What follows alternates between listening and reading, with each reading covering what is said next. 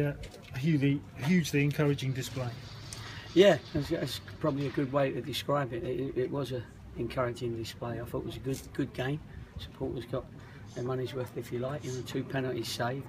The only thing is, to play our game, which is a high energy game, we've got to make sure we can do that for 90 minutes, and we're not quite there yet.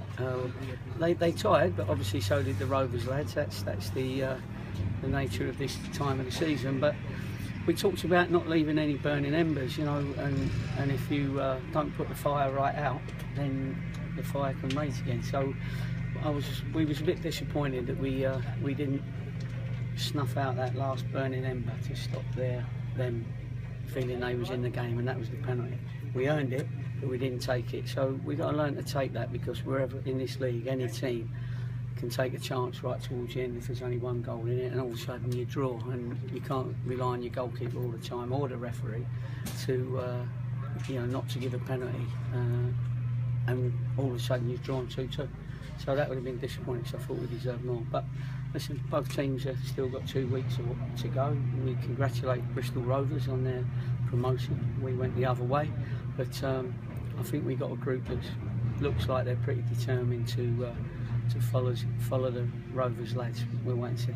Today was going to be a benchmark possibly for you where you were, because with Rovers having done what you want to do this year. Yeah, it was a benchmark, and I'm sure that was how any manager at the moment playing against Bristol Rovers after they'd just come up would treat it, and it kept them very focused. I thought we competed unbelievable. The work rate was phenomenal, really, for this stage of the season, and there wasn't one player there that didn't give every ounce of energy that he's got. And if we can keep that going, and we've got those naturally energetic players that will run through brick walls and kick their grandmothers, with all due respect to grandmothers, and in a nice way, of course. They're not horrible lads, they're just competitive, and I'm pleased with that, really pleased.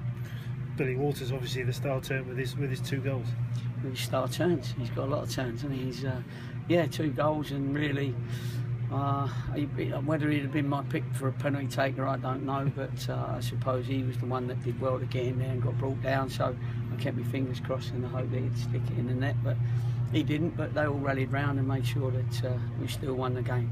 He's a super player, Bill. He just needs to be in someone's first team for long enough that rates him, and he knows that I rate him, and he knows I worked hard to bring him here, and I thought he worked really well with Wrighty up front. Wrighty worked hard as well for a big fella, you know what I mean? So they're a threat, they're a constant threat, and that's what we want.